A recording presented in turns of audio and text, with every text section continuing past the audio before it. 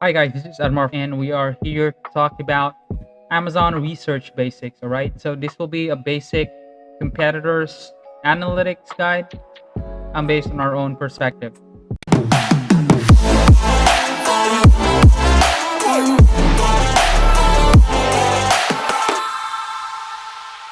So if we do research on our competitors or our suppliers, we definitely have to know the types of suppliers out there on Amazon. So there are a lot of suppliers out there on Amazon, different types as well, but the thing that we need to discuss about is just the general type or most of the sellers on Amazon. Okay, so the two general types of sellers on Amazon is the 1P and 3P sellers.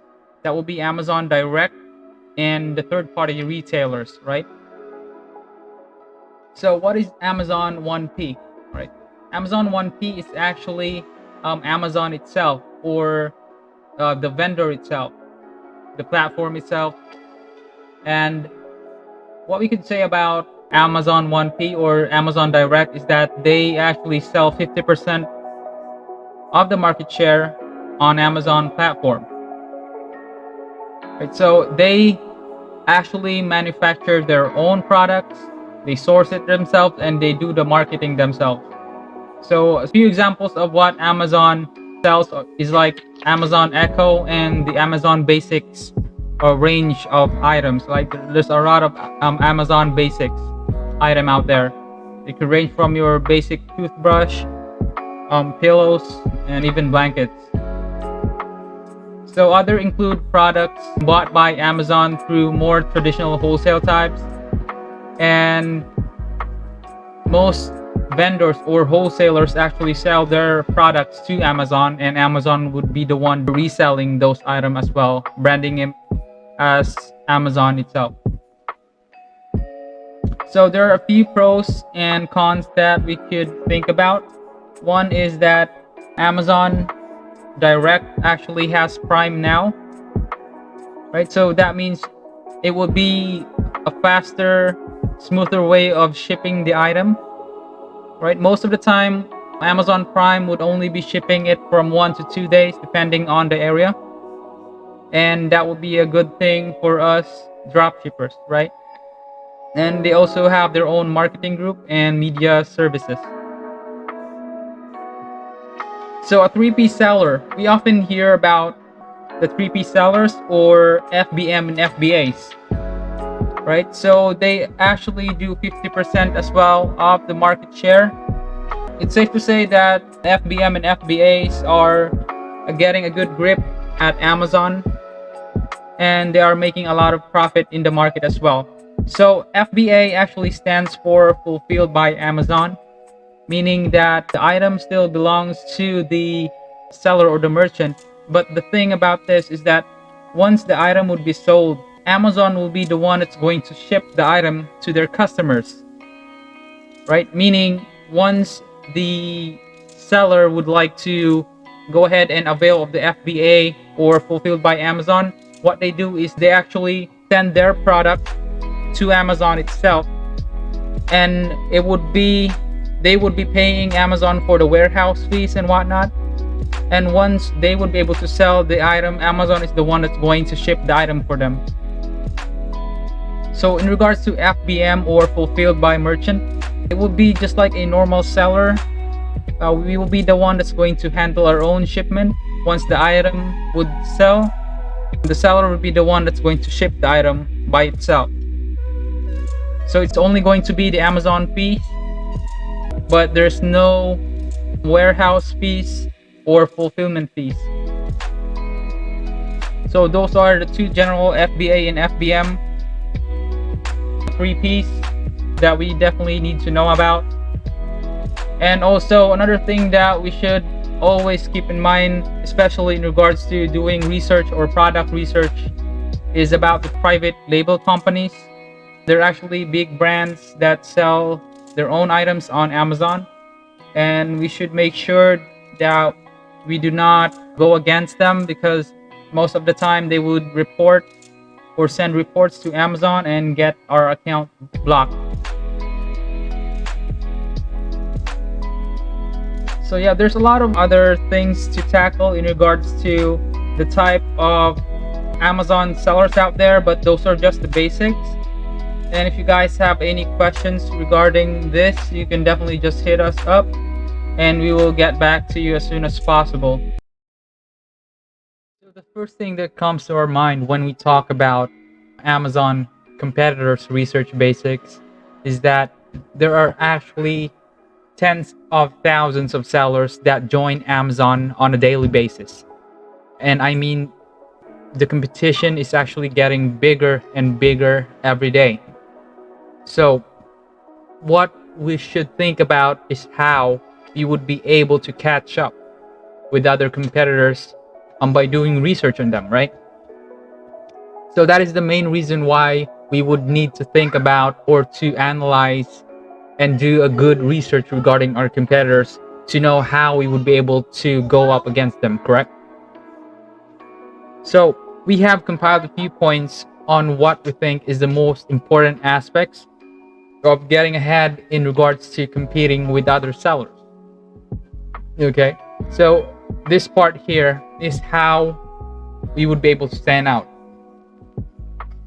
We have compiled a few things in regards to this one. So the first thing that we always need to think about when we are selling items is how or how long we would be able to ship an item, okay, to our buyers. So most buyers actually like the idea of getting their item as soon as possible. So even though if your item is actually selling a bit higher than the number one item that's currently on stock, right? But if you have like the lowest shipping rate, like let's say your item would be arriving within tomorrow, we already know that most of the buyers out there would purchase the item that arrives soon. They don't really care if it would be $1 or $2 higher. So it is an important thing to actually make sure that your shipping date would be the lowest date possible. So in regards to every listings that we would be checking out here, there's a few points that we need to talk about, all right? So we should always check the ratings of the item that we are selling. The more rating, the better chance of them selling. Okay, that is important because most of our buyers would always check out the ratings when or before they would be able to purchase an item. So it is important for us to always make sure that the ratings is high on the items that we are listing. Okay, so that's how we would be able to compete with our competitors. The higher the ratings of the item, it would be a more chance that buyers would purchase from us more rather than from our competitors. So the next thing that we should keep in mind is the details on every item that we currently have. So right now, of the details here, we should make sure that all information in regards to the item that we are selling is complete, because buyers would actually like it to rather read the details in regards to the item rather than asking questions about it. So the more details that you provide in here, the lesser the hassle for the buyer to purchase an item. As well, as much as important as the details is the image of the item that you are currently placing in on the listing itself. So the higher the pixel of the quality, the higher or the better the images. All right, make sure that there's a lot of image on your listing. It would be better for the buyer to actually check it out, see what the item looks like, and the higher the chance of a sale would come your way. So another thing that we should always keep in mind is that competing for the price is important. So the golden rule is that the lower the price, the higher the chance that the buyer would purchase items from you, right? It's actually about balance, all right? Even though if you'd be selling like 1,000 items, but you'll not be making profit, so it won't be a good thing. So it should be balanced, just for the right price and the right profit. Never go too high, never go too low. All right, so another thing that we should keep in mind is monitoring or checking out our competitors, right? We should make it a habit of always checking how many competitors we have for the current items that we have, and we should make sure that we would not be selling items that are branded. Let's say, for example, this item here, we could see that there's like 36 competitors for this item. I'm sure that a lot of competitors here are actually getting their supplies cheaper. So I don't think that we will be able to get like better competition, price, and even shipping rate. We could not compete with the top-notch sellers. So it's best to balance everything. Stay in the middle. Don't get items too low. Don't get too branded items. Just getting in the middle of the good items would be okay. Alright, so I hope that you learned a lot from this.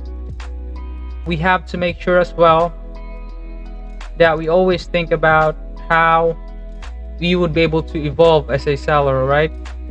Now, there's a lot of ways that we can do that by using third-party softwares, like to track and analyze competitors' market. And that could actually help you check competitors' price and inventory without the need of doing it manually. So it will be another e-com learning that we would tackle in the future, but for now, that's it for now. And we are hoping that you learned a bit on this e-com segment that we have to offer.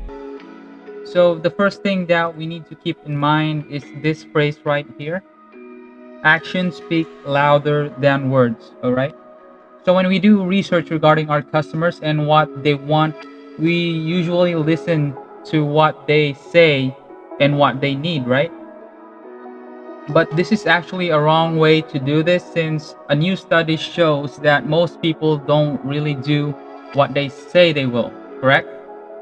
So basically, we just have to trust the numbers that are being provided by the platform or the system, and not by what's being advertised on websites, or what the dropshippers out there are informing us.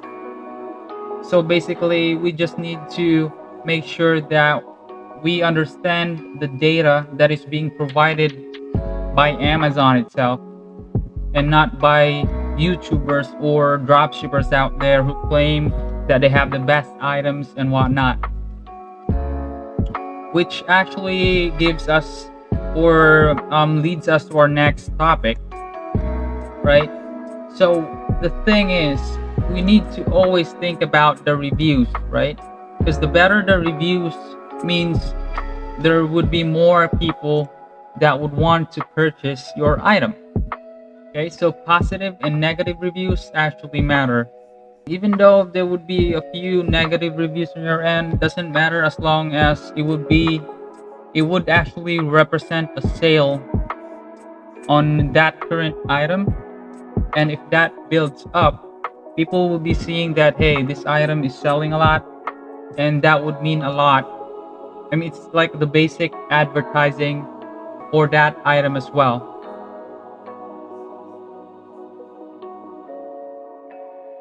So another thing that we need to talk about in regards to basic market research is this website right here. Now, this is actually called Google Trends.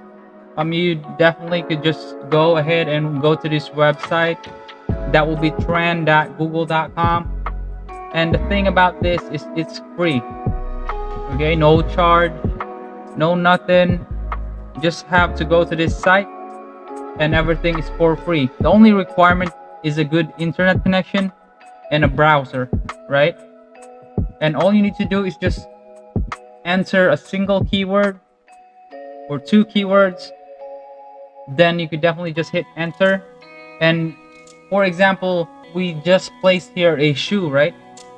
It could be any word. It could be a dress or a keyboard or anything that comes in mind that you'd like to do a quick research of. And if you just scroll down, once you hit on enter, you would see what's currently trending. And let's say this item here, Hey Dude Shoes, you could definitely check it out, what item it is and if it's profitable or not. The thing is, we are able to see here that the item is currently being searched a lot, by people out there, especially if you change this setting here. You could definitely change this one from United States to a different country based on where you're currently selling, even the category, the month, and whatnot. So this is the most basic tool that we could use to search for items on Amazon. Right? Think about it. There's a lot of good items that we could definitely use. There's a lot of ways that we could do research, and these are just the most basic things that we should keep in mind. If we stay straight on how we would be able to do things right, then yes, we will find good items and even suppliers out there. So this will be a wrap up and a quick recap on what we have learned so far. So the first thing that we need to summarize is the types of seller on Amazon. So as you may remember, it would be Amazon Direct and the third-party retailers. So Amazon is just Amazon itself for selling items that they manufacture or they purchase from wholesalers out there. There's no direct contact with any other suppliers other than Amazon, and they control everything from marketing the item to shipping the item. So that's direct Amazon. And for the third-party retailers, we could definitely categorize it to two different departments. That would be FBA and FBM. FBA would stand for Fulfilled by Amazon, which means that the item would be shipped to Amazon, stored in their warehouse, and we will still be selling the item on our store. But when somebody purchased that item, Amazon is the one that's going to fulfill the order or send the order to whoever supplier that is. The only thing about FBA is that the difference about it is that the seller is the one that's going to manage how they would be able to market the item and how the seller would be able to price the item. So that's the good thing about it. And in regards to FBM, Fulfilled by Merchant, the thing is they could definitely leverage their own logistics. Okay, they could definitely find cheaper logistics or carriers out there that could send their item for them, and they as well could price their own items. So everything's a win-win if you're FBM, but it would still depend if you're able to get cheaper items and as well as the courier itself. We also talked about how we would be able to stand out, right? How to stand out to our buyers out there, how we would be able to sell more items just by optimizing our own listings, right? So what we always should think about is the shipping. Shipping is one of the most important things that we could provide our sellers with. The faster our items would arrive, more buyers would definitely choose you above any other sellers out there. Because what they really want is getting their items as fast as possible, right? Rather than just paying a few more cents just to get the items a bit faster. And as well, we always keep in mind that we should optimize as well our image or pictures that we have on file. We have to make sure that we have a lot of pictures that are being posted. We need to verify that we have an authentic, good quality item on our end. I mean, that's really important.